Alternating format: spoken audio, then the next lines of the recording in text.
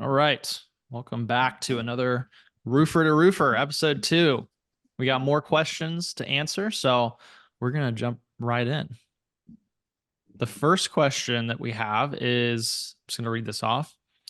I'm curious about Scott using subcontractors for his jobs. Does Scott pay for their work comp and put those guys on his payroll, or does he go through a subcrew leader who holds an LLC and pay that guy per job on a per job basis? What are the pros and cons?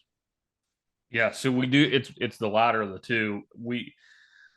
And it's like a partnership, and that's kind of how I explain it to people. And I think that's the way to build it out is basically a partnership. We are the sales company, he is the labor company, and he's fully licensed, insured, workers' comp, um, everything that you know we have, he has also. So one thing you got to keep an eye on is that they keep it up to date. So you have to regularly be receiving those new letters of insurance, letters of workers' comp, what have you. Um, and you also got to make sure that the coverage is right. If he's got 20 employees, but he's only got coverage for $100,000 worth of payroll, something's probably not legit. So there's some red flags to keep an eye out for. But I also know there's some weird stuff that goes on with subcontractors. And I know a lot of people do that with our salespeople are W-2 employees. They're in-house employees. Um, One thing we do is we make sure that our actual sub crews, they work for other people too. Now we can work them every day of the year, but the goal is go work for a few other guys, a couple weeks out of the year. That way we're not you're only dependent you're only dependent on us for your jobs. Those guys can turn jobs down if they see a job they don't. We send them the info and they don't want to bid on it. They don't want to give us a price on it. That's fine. We don't use them. So it's a good relationship. It's a team effort. Like I said, it's kind of like a partnership.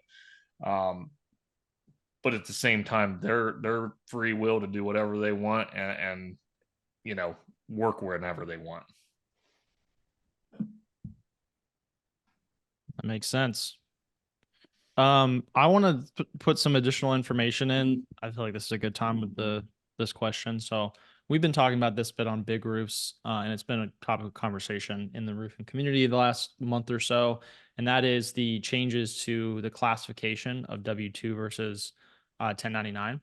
So I actually did some research on this and really dug into it. So I have a pretty clear picture now of what the changes are. So the main thing that changed was that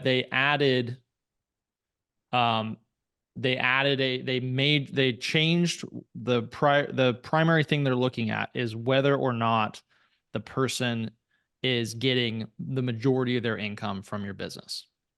If the business that is hiring the person is their primary source of income, and they're like, if they lose that, they lose pretty much all their income, then it's going to be basically impossible to consider that person a 1099 independent contractor under these new laws. Now, I think there's still a big question about how much this is going to be enforced, but and just to get all the official names out here. So it's the Fair Labor Standards Act, which passed in. I'm actually going to share my screen on this.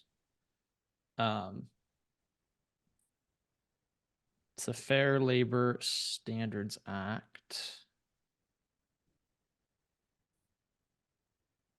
Actually had ChatGPT do some analysis on it as well. But they have a section within the Fair Labor Standards Act, and the Fair Labor Standards Act was passed, I believe, in January. Yeah, no, that was. So it's effective March 11th. So it's going into effect. It was passed in January, going into effect March 11th. And there's a section here, classification of employees as independent contractors. And so this is the new standards of whether or not someone is a employee or an independent contractor, or how they should be classified. working for someone else's business versus in business for themselves. Generally can only earn more by working additional hours, can increase profit through business decisions, typically uses the employer's materials, tools, and equipment, typically provides their own materials, tools, and equipment, typically works for one employer or may be prohibited from working for others. So this is like really big with sales reps, because like obviously you can't have your sales rep working for a different roofing company, right? So that's a prohibition on them working for other employers. Often works with multiple clients, continuing or indefinite relationship with the employer, temporary relationship until project completed. Employer decides how and when the work will be performed. Yeah, so I mean, if you're setting hours on when your guys are going out and knocking doors or doing sales, I mean, that's going to be, a no-go. Decides on how and when they will perform the work. Employer assigns the work to be performed, decides what work or projects they will take on. So these are the new standards, and it is going to make specifically, I think the subcontractor model, as long as the subcontractor is not exclusively working for your business, I don't think that's going to be affected. I think a lot of people have been talking about that, but this is basically, if this gets enforced, and that's I think a big question. If it gets enforced, this is going to pretty much completely eliminate the ability to hire 1099 sales reps. And that's just it. And that's where the problem's always been, is the 1099 employee. That doesn't exist. There's no such thing as a 1099 employee. Yeah. An employee, they receive a W-2. But I think we do, and I'll be honest with you, I don't really like it. I don't like the subcontractor model personally. But it's the best way right now. It's the best way to stay competitive and to keep run a tight ship. But the other, it's what everybody's doing, so if you're going to compete, that's what you got to do. But the other side of that, we're playing in a real gray area now. I believe, reading that list, that I could probably pass an inspection. But I also guarantee you, if I got the wrong inspector, they could warrant that those guys are employees. So I think we're playing in a real gray area. I think it's always been that there's no such thing as a 1099 employee. And now they're finally just putting the right things in writing to state that. And I've hated that, because I've got a ton of competitors that have 1099 employees. And I'm talking labor. They wear their shirts, they drive their trucks, haul their dump trailers, and they're getting 1099s, but they're paying them $15 an hour as a 1099. Well, if I pay a guy $15 an hour, it costs me 20. So it's, because he's getting a W-2 and he's got insurance and he's got workers' comp. These guys don't have workers' comp that are 1099 employees. Right. So, I think it's a good thing, but I also think it's really gray. And I think it could be problematic for a lot of guys, but we'll see. Yep. It's gonna be interesting to see how it plays out. So, okay. I just saw that we have Joel here in the that just joined us. Joel, if you have any questions that you'd like answered, please feel free to put those in the chat or in the Q&A area, or just raise your hand. Definitely want to answer anything that you got. But otherwise, we'll just move on to our other questions that we have lined up. So we'll go ahead and do another question, and then Joel, if you put anything in there in the meantime, we'll answer that next. All right. So next question here is what is absolutely necessary to have in my CRM? There are so many options and so many different features that different CRMs have. What is the bare minimum necessary that I need to have in my CRM as I'm looking for a new CRM? I'd say we all throw a little answer on that one. Yeah, I was going to say we all have different answers there. Who wants to go first? I think you need communication, reporting, and then a sort of pipeline to be able to just move contacts around. I think that's the bare bones of what you have to have. If you got a CRM that has 2 out of those 3, I don't think you have enough. So I'll piggyback on that. From a reporting perspective, marketing reporting is definitely huge. At least for me, I'd like to be able to track lead source and how much money I'm spending on marketing and how much money that's generating in return. The big thing is account history or activity. Um, if you have multiple sales reps or multiple people communicating with your clients or your customers, it's important to have a log of when people were contacted, what was said, even notes of what's happened on that account, just so there's full transparency across the board. That's my really 2 cents. Reporting's the biggest thing for me, though. Yeah, makes sense. I think people forget what CRM stands for a lot. They just say CRM. CRM stands for customer relationship management or manager. And so as far as CRM goes, yeah, a lot of people are like, oh, I want to use the CRM, and it's like, why do you want to use it? Oh, because it has good like production management stuff. And it's like, okay, but does it actually do the job of a CRM? Because at the end of the day, you need a piece of software in your business that logs, tracks, and creates a record of your relationship with every customer.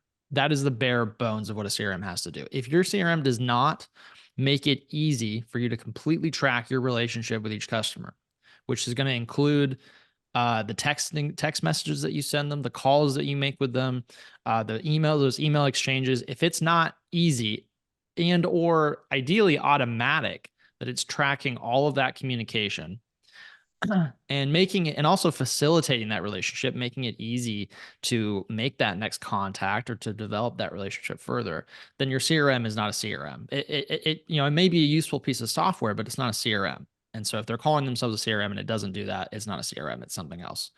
So that's the absolute bare bones. From there, obviously a roofing CRM, a CRM for the roofing space, you're going to want to have that additional. And I would say, Jonah, what you were saying with the marketing and tracking, that's part of that. That's part of defining and tracking that relationship. But beyond that, obviously, it's really nice to be able to send your quotes through the CRM. It's really nice to have sales follow-up automation. It's really nice to have the ability to create budgets and track orders and all of that.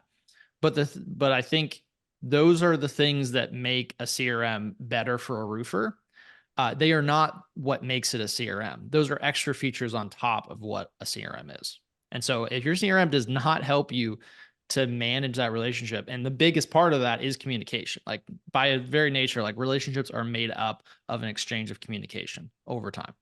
So if your CRM is not set up to help you with the communication and tracking and logging that, developing that relationship, it's just not a CRM, or it's just a very bad CRM. So That's the best explanation I've heard in a long time. glad you like it. Yeah. Everything's called a CRM today. And yeah, where's the definition? Because everything's called that today.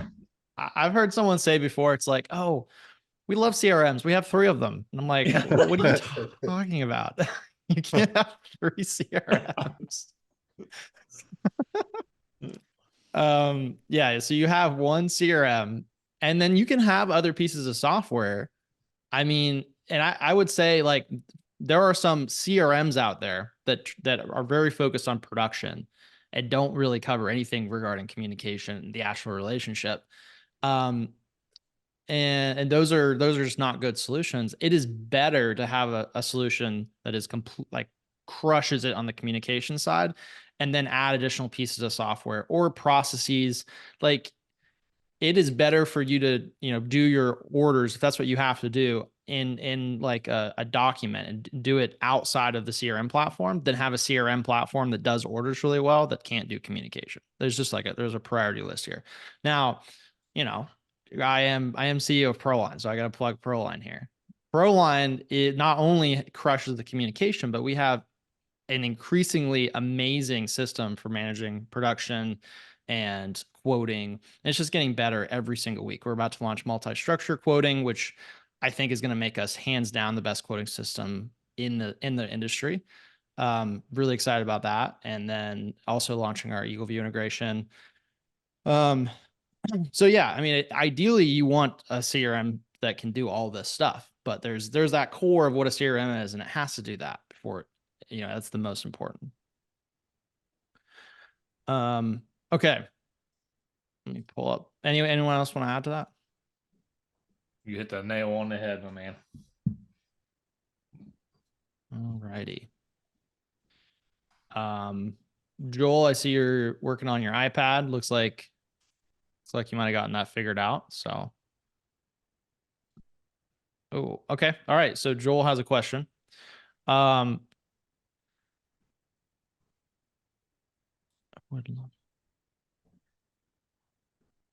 I'm not sure I understand the question here. He said, I would love to know the process to make money in roofing and be the business recon. Not sure what recon. Yeah, we can bring you up, Joel. There's two of you in the chat in the attendees though. I'm not sure which one to add. We can try.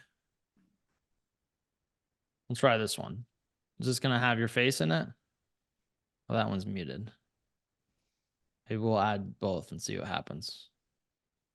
But you are muted, Joel.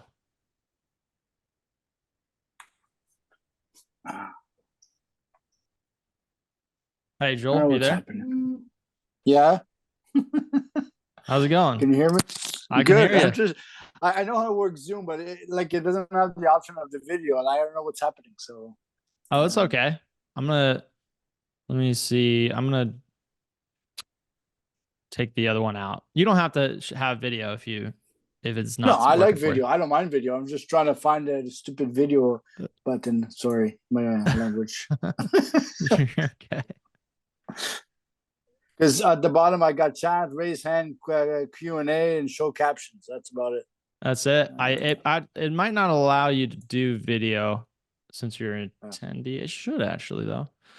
Well, okay. It's okay though. Do you want to just ask your question? Sure. There's a lot of things. Like I've been roofing. I've been doing my business for over 10 years. So, now recession. I don't know if it's recession everywhere, but here it's like dead. And everybody's killing themselves. For low price. Where are you located? Niagara Falls, Ontario. Okay, Ontario. So it's pretty dried up here. I don't know if it's dried up or people are just giving the jobs away just for for shits and giggles. So I always wonder what was the process. Because for 10 years I've been running the business on my own and doing the roofs on my own, basically, and I think I've been doing good. I'm not making millions. I wish I would hit the millions sometimes, to beat others. But I was comfortable with that. Would make like conservatively 300,000 to 500,000 by myself. So, yeah. So like, what's the process? The proper process to grow? Like the steps. I would love to know like what's the steps, and is it a volume game? Is it like I follow coaching and it's like, okay, you gotta know your numbers, but when you put the right numbers in, nobody wants to pay that number, because maybe I don't have enough branding, or Joe Blow arrives, or big companies arrive like, oh yeah, I can do this for cheaper, and we got 50 guys we got to take care of, so we'll just give you the job for any price. And I'm like, okay, that I don't know how they survive, but I'm like, it's kind of frustrating. So yeah. Yeah, you get that. So yeah, Scott, you want to take that? Sure. Yeah, at the end of the day, the process for me was, I'm not saying right, but I had to find a place where I could hire the next guy and hire to my weakness. So I hired a salesperson, was the first real big hire that I made. I had, at that time, I already had, 8, 9, 10 in-house labor guys. So, I did have some employees, but I hired, administrative help. So I hired a sales guy, and he took a lot of weight off my plate, but he also was able to, where you're probably putting bids out, how good are you doing with following up? How good are you doing with, putting the time and the effort into the sales process, at the appointment? I know when I was doing it, I was rushing through that shit. I'd throw you an estimate together. It probably wasn't real great anyway. And the appointment was probably 10 minutes long because I had to get back to something else. So, when I hired a sales guy, it definitely changed that for us. the question you asked that always intrigues me, is it volume or is it hitting certain numbers, and when you hit those certain numbers, nobody pulls the trigger anyway. And I have to agree, because we see it in our market all the time. To us, we like to hit good margins. I mean, there's no doubt about it. But at the same time, we do care about how much revenue we do. We want to, and I'm in a very, very small market, but my goal is to be the most dominant roofing company in my market. And I'm not willing to give that up. And if that means doing some work at little to no profit throughout the course of the year to, basically let my competition know I am here to play for real. I'm not just trying to make 10 grand every time I show up to a job. No, I'll do it for nothing if it means you don't get it. I play that game sometimes if I need to. Yeah, but it's not that business sense. It doesn't make sense. I mean, if you're every job you're supposed to be making at least 20%, or if you make nothing, you break even. I'm saying we're doing 400 jobs. I might do 5 a year that I do at cost to make sure I let some, to prove a point. You know what I mean? But my point is my goal is to still hit certain volume numbers. You asked if it was one or the other. To me, it's both. Sometimes you got to take a little bit less profit to hit those volume numbers if that's your goal. I mean, but you got to decide what your goal is too. The reason my goal is because my sales reps get paid off of commission. If they're not making money, I'm not happy, because they are, my team, and they got to hit numbers to get paid. So that's why we have real revenue goals, and we do focus on the volume that we do. So okay. I'm gonna add a little bit more on top of this, a different perspective. I think a lot of it depends on how you want to build your business too. And I'm gonna speak for my co-founder, John Delorier with Peach State Roofing.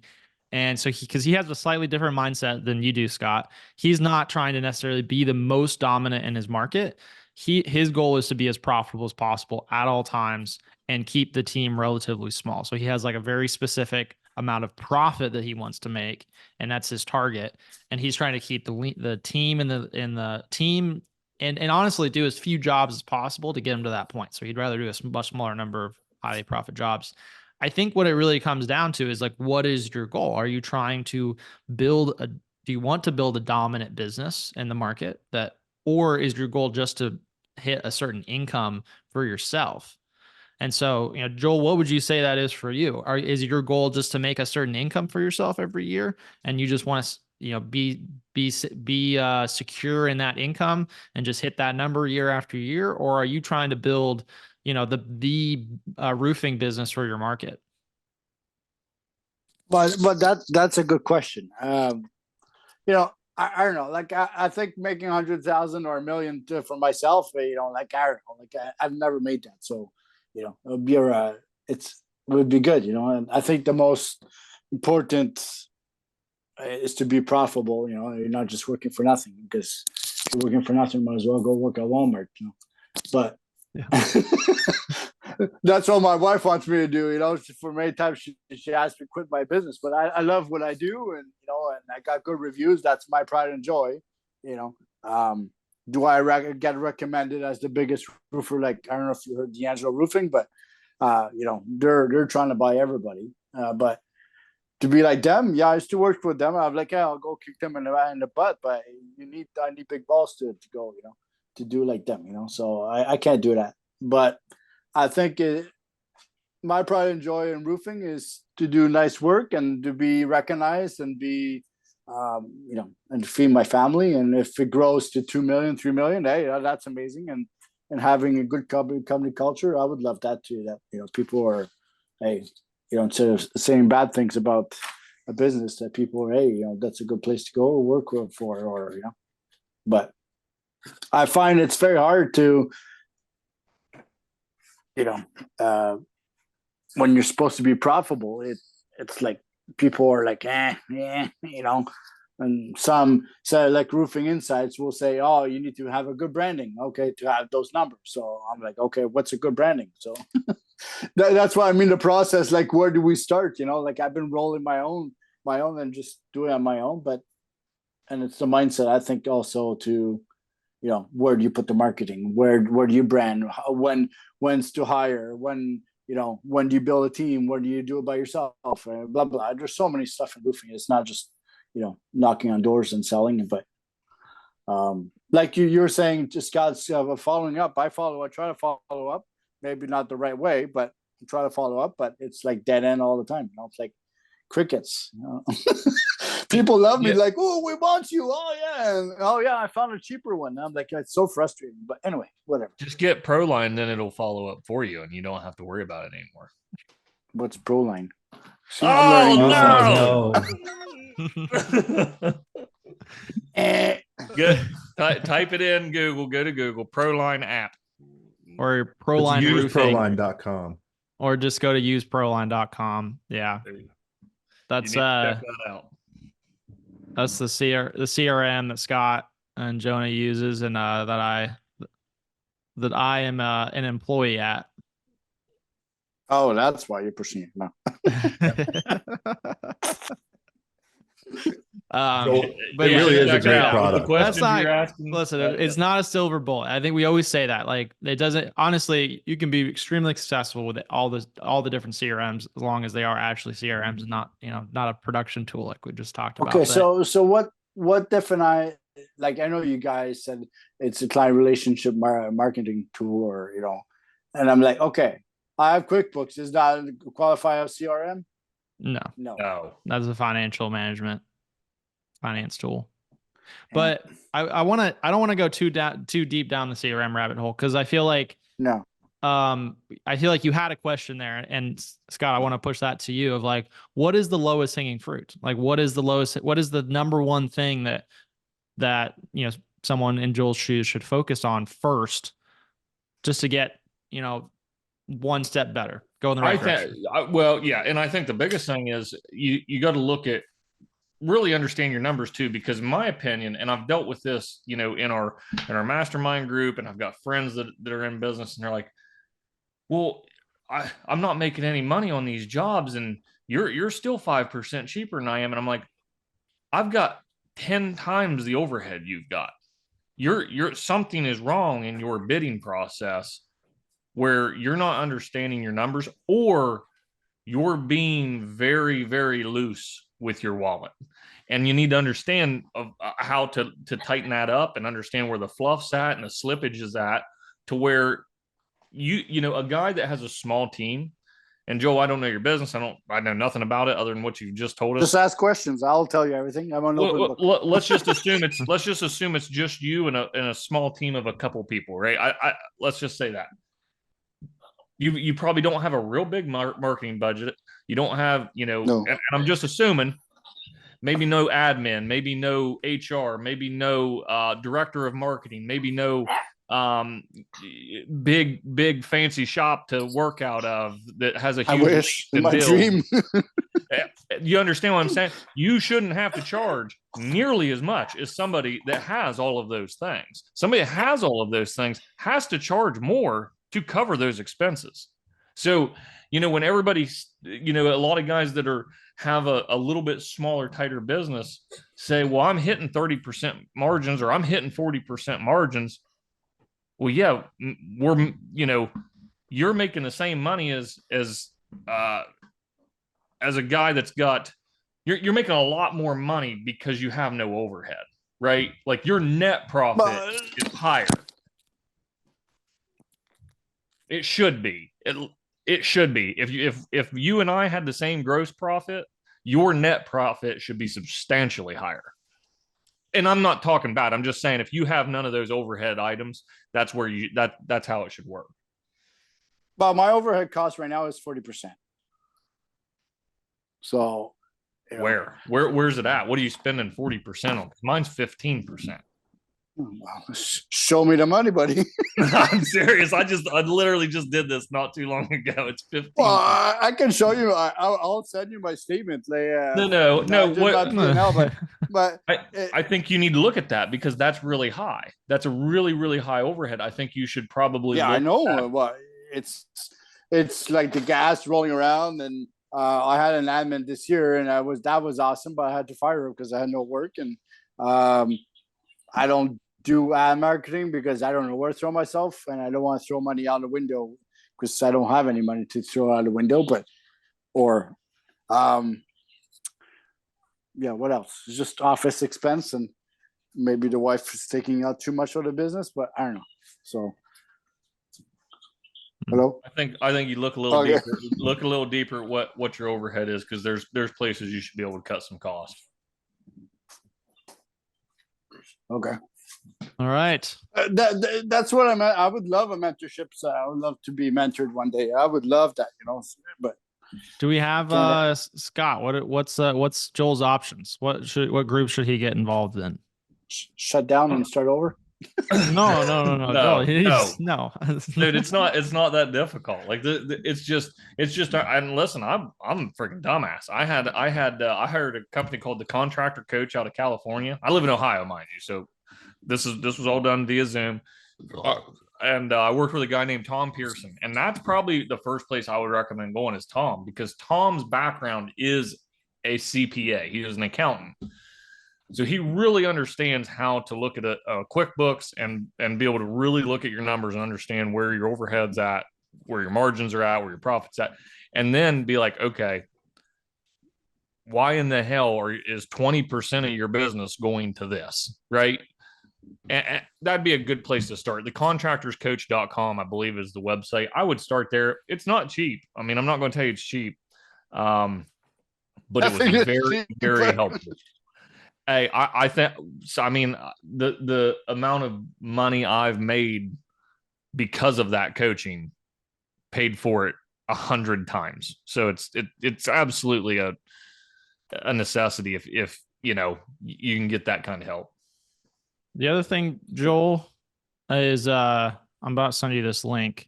So one of our partners at Proline that I really like is Brad Akers. And I just sent you the link to his community, the Built Right Contractor in the group. That is very inexpensive to get involved in. And he focuses on building systems to generate new work through referrals and things that basically don't cost you any more money. Just like building out the systems to help you sell more jobs and make more money without having to, hire an agency or pay for a bunch of marketing. So I would also really encourage you to check that out. I want to find that link. Scott, what was the company, the Contractors Coach? The Contractors Coach. I'm going to find their website. Yep. You got to throw Dave Sullivan in the mix. Listen to his podcast. Listen to the Roofer Coach podcast. Yeah. Reach out to Dave. I mean, Dave's fantastic too. The only reason I bring Tom up from the Contractors Coach is because you've got some numbers problems. I can tell you that 40% overhead's insane. And I'm not picking on you. I'm telling you. No, that's fine. There's money on the table. You're leaving, bud. You can make some money if you got 40% overhead. There's a lot of potential profit that you've got sitting somewhere that someone that really understands accounting could help you out with a lot. Because I hired an accounting company, but I asked them what's my overhead costs. Where can I cut? When they're like, it's like wishy-washy. So I'm like, this is not what I want. Like I want precise things. But anyway, yeah. I appreciate you. Joel, do you see the links that are in the chat? Are you seeing those? I'm sure you I will. To chat. Oh, chat. What's happening with this stupid Zoom? You can laugh, Scott. It's fine. No. There's my problem. I can't use a computer. That's why I'm not succeeding. Zoom is tough. Zoom is complicated. I'm the same way. Scott couldn't get into the call today. No, I'm the same damn way, dude. Nothing in the chat, buddy. Okay. Why don't you Joel, can you email just send an email to support at proline.app. Well, I got your email that you sent Oh, there. Does perfect. that work? Yeah. Just respond to that email. And if you respond to that email, I'll send you these links back. So that you have them. It's the Built Right Contractors Coach, the Roofer Show, with Dave Sullivan. He also offers coaching. And then use Proline.com is for Proline. So, Yeah. All right. I Thanks. appreciate you. Yeah. Thanks for hopping on, Joel. And you know, I'm going to put you back in the attendees, but if you have any more questions, just put it in the chat or put it in the Q&A. All right. Okay. Thank you. All right. Thank you. All righty. So I think we got time for a couple more questions here. Here's a question. What is the most important thing to do to collect more 5-star reviews? You're not gonna like this because I'm throwing the plug, man. But the way we got 5-star reviews was Proline. We didn't do anything different. We kept putting good roofs on. We kept doing jobs the way we've done them. We still communicated like we always have. But when it was all said and done and they paid their bill, Proline had a little drip campaign that kept sending them our Google link to leave a review. And as soon as we utilize it, and I'm talking pre-CRM days, as soon as we were using the original Proline tool, our review rate, I think we did the math on it. It's like right around 30%. Like 1 in 3 of our customers leave a 5-star review. So outside of really just understanding that and using that, a final inspection from a professional person. Not, we used to have like our job foreman do a final, and I don't think that was sufficient. I just don't think that the communication was as good or anything. So, you know, we have our sales reps do the final inspection. So the guy that sold the job goes back and closes the job.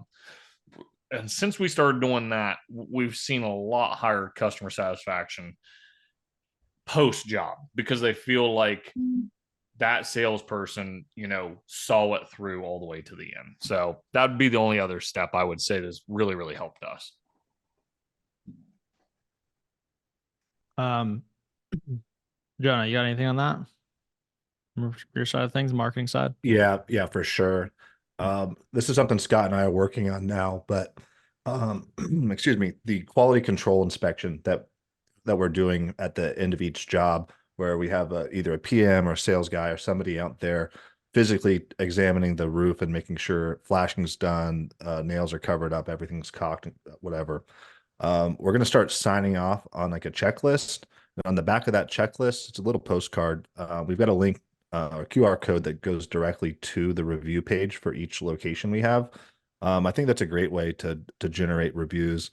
One, you're solidifying that your project's done, it's done correctly. And 2, there's another piece of material in the customer's hand with your brand on it. I think it's just an easy opportunity for them to get in touch. Another huge thing, I know we've talked about it before, is the gamification of reviews. Offering incentive to your sales rep saying, hey, if you can get X amount of reviews, here's a bonus, or the person with the most reviews at the end of the year gets a free trip or something like that. It gives the sales rep incentive to actually go and request those reviews outside of that automation. Maybe they formed a personal relationship with the customer along the way, like building that sort of trust and that relationship with the customer throughout the sales process really solidifies your relationship between the brand and the consumer, and gives them more not necessarily incentive, but gives them a reason to actually leave a review. Yeah, I like that. I think it's so important to have both, to have that request through the personal connection, and then also have the automations. I think both together, the automation creates a minimum standard where like everyone's going to get asked a certain number of times. But then if you can layer on that more personal touch on like a case by case basis, it's just like it works together so well. And then one of the other things specifically with Proline that no other platform can do is that when Proline's automating the review requests, we're sending it from the same phone number and email that the sales rep's already been communicating through. So it makes even the automations a lot more personal as well, because it's getting the same making the same personal touch. A lot of times the homeowner may not even realize that those automations are automations. And so it makes them those a lot more effective as well. One of the other things, like both are super important, but a lot of people are like, oh, our sales reps, they should be, and the same thing with sales follow-up. These are the two things that are always kind of pointed to as like, oh, the sales reps are just supposed to do this. They're supposed to follow up and they're supposed to ask for the reviews. And if they're not asking enough, that's the sales reps problem. It doesn't make sense to add automation into the mix. But the thing is, there's a very strong psychological thing that happens when you're communicating, when as a single individual is communicating with many different people, is that from the sales rep's perspective, they're going to send a bunch of different messages out to, the 20 people that are in their pipeline, whether it be for sales follow-up or review generation or whatever it is. And they're going to feel like, oh my goodness, I just sent so many messages. And they're going to worry that they're going to piss somebody off, or that they're going to annoy somebody, or in their mind, they're just like, oh, I've asked a ton. And so if you ask a sales rep, how many times did you ask for the review? They'd be like, oh, I've been asking for the reviews all week. But the reality is, on an individual person basis, when you go over to the homeowner side, all they got was one message. And from the homeowner side, it's barely even scratched the surface of what's important, because most people operate in a attack the loudest thing in the room. That's how most people live their lives. So there's this sort of visibility bias from the sales reps or your employees' perspective, and the automation can break through that and make sure that the actual frequency is being hit the way it should, because the automation system, it's not worried about whether or not it's going to annoy somebody, or it's not worried. It doesn't have those psychological kind of barriers that a human has. And and both are important. There's strengths and weaknesses on both sides. So that's why we want to have both running simultaneously. All right. Next question. Anything else, guys, you want to throw in on that? Covered it all. All right.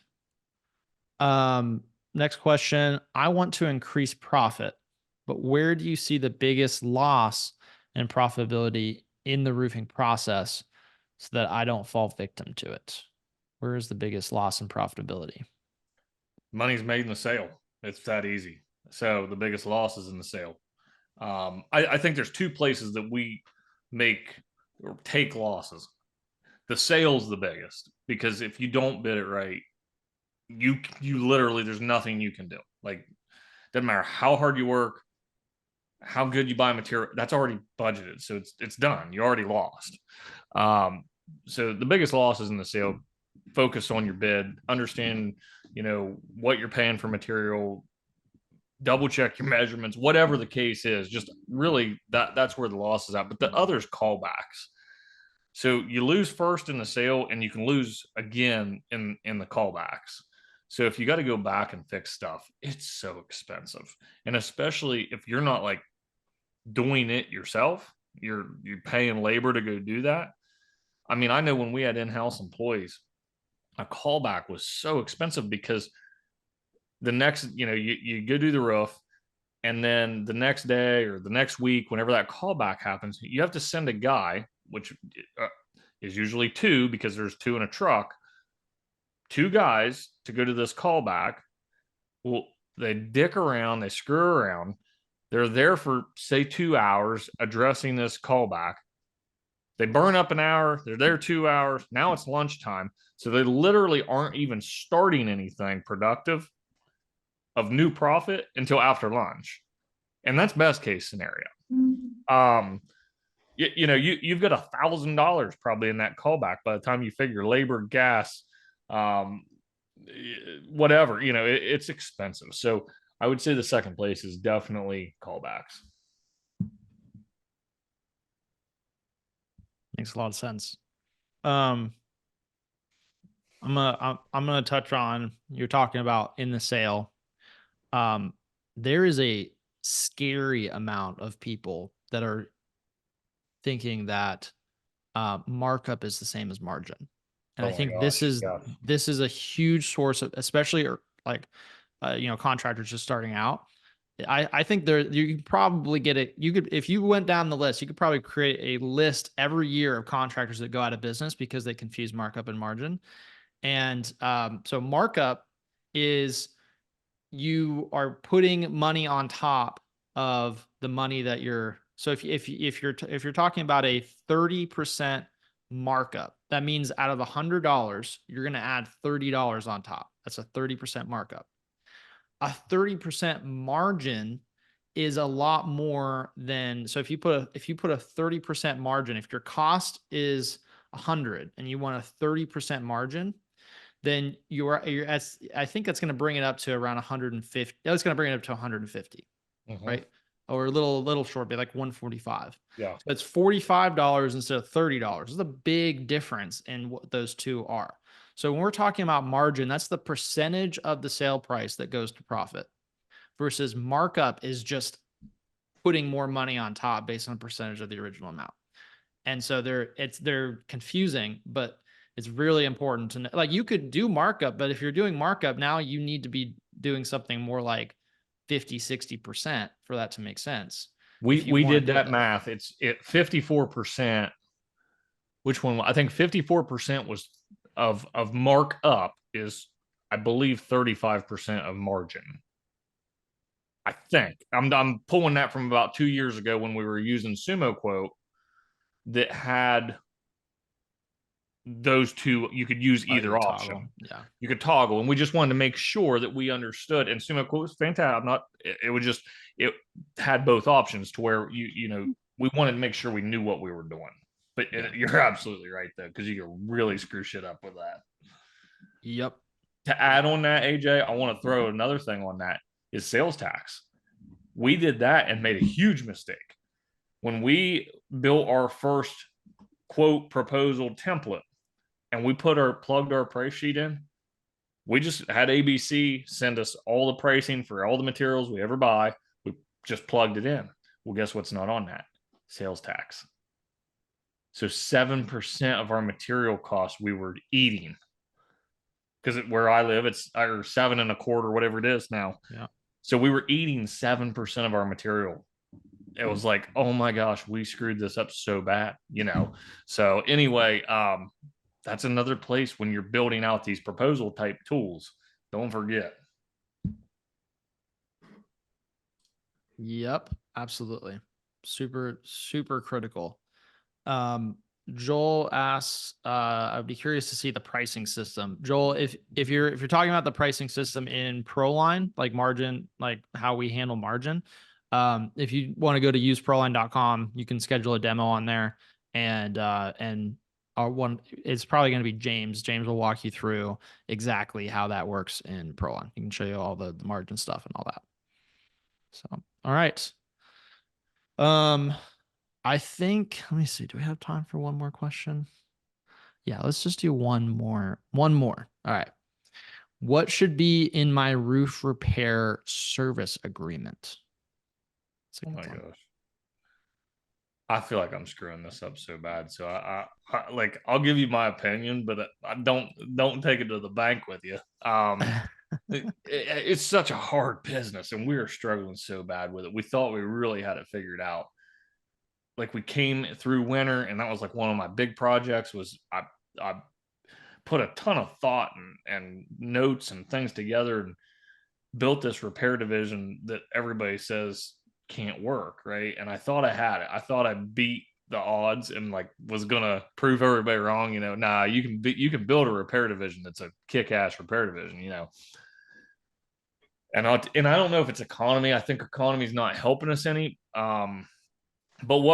So let me just pull mine up, because that's, I mean, it is good. It's just we're not having as much success with it as we thought we would.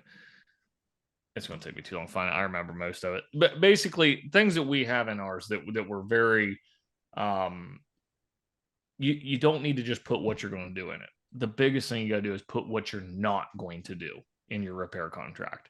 And I think that's where, I think in all contracts, that's literally where arguments come from. So when, for instance, like if you're a contractor that's not, struggling to get paid from a homeowner because you're in some sort of dispute at the end of the job, or what, I think it's not because you didn't do something in the contract. I think it's because the customer didn't understand that was not included. And I think in the repair side of things, it's exactly the same. So I think you have to be very descriptive and say, here's what we plan to do. Here's what we guarantee you to do for the $495 that we're going to charge you to come out. We guarantee we're going to do this, this, this, and this, and hand you a report when we're done. But we're not going to do this, this, this, and this. Also, if your house is greater than an 8-on-12 pitch or has slate shingles on it, the $495 is not the starting price for your house. You have to have some things in there that really, it's KYA, cover your ass, because you can't go out there and take a loss. You're trying to do the person right by giving them a fair price and offering a service that literally nobody else wants to do. I mean, that's why we did it. That was the only reason, is because nobody else in my market's doing it. I didn't think it was going to be some super lucrative event. I just thought I need to take care of these people that can't afford a full roof right now. But man, they can't pay. They're not even willing to pay the $495. And I thought that was like super fair. I'm not making I'm not really making much money on that after everything's said and done. So we're struggling. We are struggling with it. But you asked what to have in your contract. I don't think it's what you have in your contract. I think it's the exclusions that you list in the contract. Makes a lot of sense to me. I don't have, this is an area I don't really have any experience with. So anything you have, Jonah? Not really. I do what Scott says in terms of this. I'll help market it, but I don't have anything to speak of in terms of operations. But I think he's right. Put what you don't want to do or that you're not going to do, and it leaves no room for error or miscommunication on the client side. Scott hit the nail on the head. Cover your ass. Yeah. All right. We will wrap it up there. And thanks everybody for joining us. And yeah, we'll be back next week. All right. See you guys. Thank you. See you guys.